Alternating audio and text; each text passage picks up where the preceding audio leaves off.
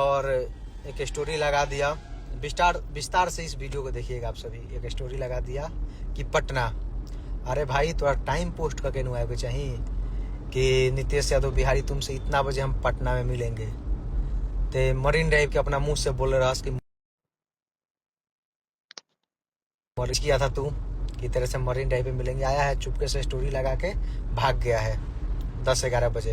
हम सुबह, आप लोग मेरा स्टोरी देखे होंगे तो 4-5 बजे तक हम स्टोरी लगाए थे कि अभी भी टाइम बता दे, लोकेशन बता दे कितना बजे तू मिलेगा, लेकिन तेरे से हो नहीं पाया। सुन, और उसके बाद से तो क्या किया कि 11-12 बजे बोला कि मैं मरहौरा आ रहा हूँ, गरदेवी चौक वहाँ ये करूँगा।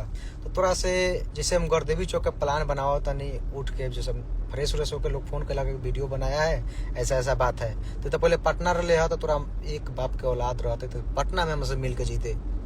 तो उतना झूठों के भूमिका आते फेसबुक या गुंडा हवस, तो फेसबुक पर हवा बना के अपन फैन फॉलोइंग कमाए ला हवस। ते पटना ही मिल लेते हमारा से, बात ते जीते मरहौरा, लेकिन ते अपन झूठो के खाली कोई स्टोरी लगा दिले पटना। कहते हमारा के स्टोरी में लगा के लिख ले कि इतना बजे यहाँ मिलम चाहे वहाँ मिलम। ते मरहौरा पहुँच लिया, एक बार जाके वहाँ पोस्ट करता रहे कि अब मरहौरा आ गए। तो भाई हमरो में टाइम लगल ना आते जन 2 घंटा कहले हो कि 2 घंटा हम रुकम, तो कितना देर रुकले है अपना माई के क्रिया खाए कहिए। वहाँ के लोगों देखला कितना देर रुकले है, खाली पूजा कैले है जैसे लड़का लोड कर ले ताले भाग गए है। दूसरा बात, जैसे हमनी के पूरा यहाँ से निकलनी है सब मरहौरा पहुंचे ला रही से कहता अरे पहुंच के नैनी मंदिर की नैनी मंदिर है। अब नैनी मंदिर जाता नहीं रास्ता में तो वहाँ के लड़का सबसे फोन करनी है, पूछनी है कि नैनी में बाका, तो नहीं भैया अभी निकला है। मतलब हर जगह तो 10 मिनट जाके मतलब फीजा बनावत रहे, खाली फेसबुक या गुंडा बनता रहे। ओकरा बाद का कैले हो, कोई के घरे जाके लुका जाता रे, हिंग फलाना भैया के घरे, चिलाना भैया के घरे। अरे ते घरे काहे लुकाता रे, ते मर्द के बेटा रहे हो, तोरा अंदर मर्दानगी लख, तो ते नपुंसक वाला काम काहे करता रे। तोरा चैलेंज जब देले रहस कि हम मिलम तो टाइम में को पोस्ट कर देते। अते शुरू से आगे कहले बारे कि मरीन ड्राइव घूमम, मरीन ड्राइव पे ये करम, मरीन ड्राइव पे वो करम। आदमी रहता पटना, हमर सब कोई तेहू जानता रहे कि हम पटना रहनी है, सब कोई जानता कि हम पटना बनी। अते झूठो के फीजा बनावता रहे। अब जब वहाँ लाइव आ गनी है छपरा में लाइव आगे कहनी है कि हमरा से मिल, यहाँ 2 घंटा रहम, वहाँ 1.5-2 घंटा इंतजारो करनी है, तो 1.5 घंटा के आसपास इंतजार करनी है, लेकिन तोर कोनो रिप्लाई नहीं आला, कोनो रिस्पॉन्स नहीं आला। ओकरा बाद हम हार के स्टोरी लगनी है कि ते मरीन ड्राइव पे टाइम बता दे कितना बजे मिलबे। आ देख ओकरा बाद हम मरीन ड्राइव आ गनी है पटना कि चल कम से कम पटना भी अबे थे मरीन ड्राइव पे आके पटना। तो ते मतलब ना होला कि कुत्ता बिलाई चूहा बिल्ली वाला खेल खेलता रहे, छुल से ना आवता रहे भाग जाता रहे, छुल से ना आवता रहे भाग जाता रहे। तो अब हम पटना गए तो फिर तोरा के हम जाई बस डीला खोजे, तले बस डीला जाम ताले पता चली कि ते मरीन ड्राइव पे आके वीडियो बना के अपन फेस चमका के भाग जीबे फेनो। तोर इहे काम बा, खाली फेसबुकिया गुंडा बने वाला। तोरो पता बा, तोरा बाप के पता बा, सबके पता बा कि पटना में ते धरा जीते तो कचरा जीते।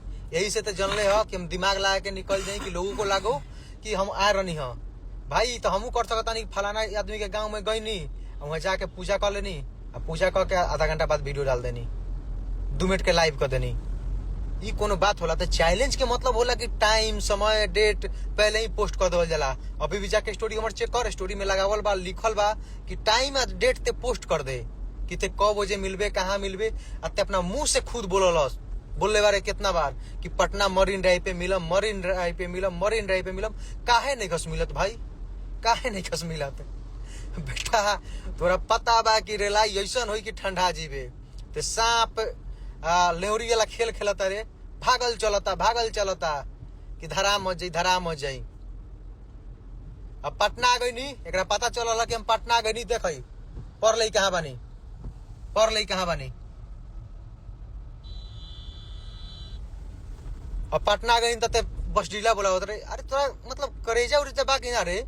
ते खाली जो करई करलस, सुअर के तरह मुंह लेके, सुअर के जैसा तो मुंह बा, बिना सुअर मतलब गंध खैले रह नहीं के सकत।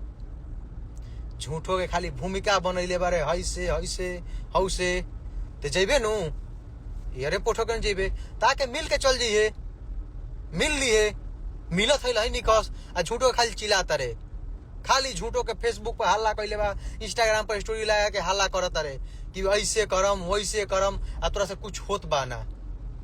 छपरा आवता नहीं तो पटना भागता रहे, छपरा पटना रहता आदमी तो छपरा चल जाता रहे, छपरा आला के बाद फलाना भैया के घर में लुका जाता रहे, चिलाना भैया के घर में लुका जाता रहे। काहे लुकाता रहे कोई ये घर में? तो मर्द बारे तो आ जो, हम तो पटना आइए गए, तोरा पटना वहीं के होई, ताके पटना मिल के चल जो, ना तो माफी मांग के जो हट। खाली जोकरई कैले बारे रात दिन। मर्द आदमी के कहा नाम एगो होला कि एगो लोकेशन बता के आराम से रहेला।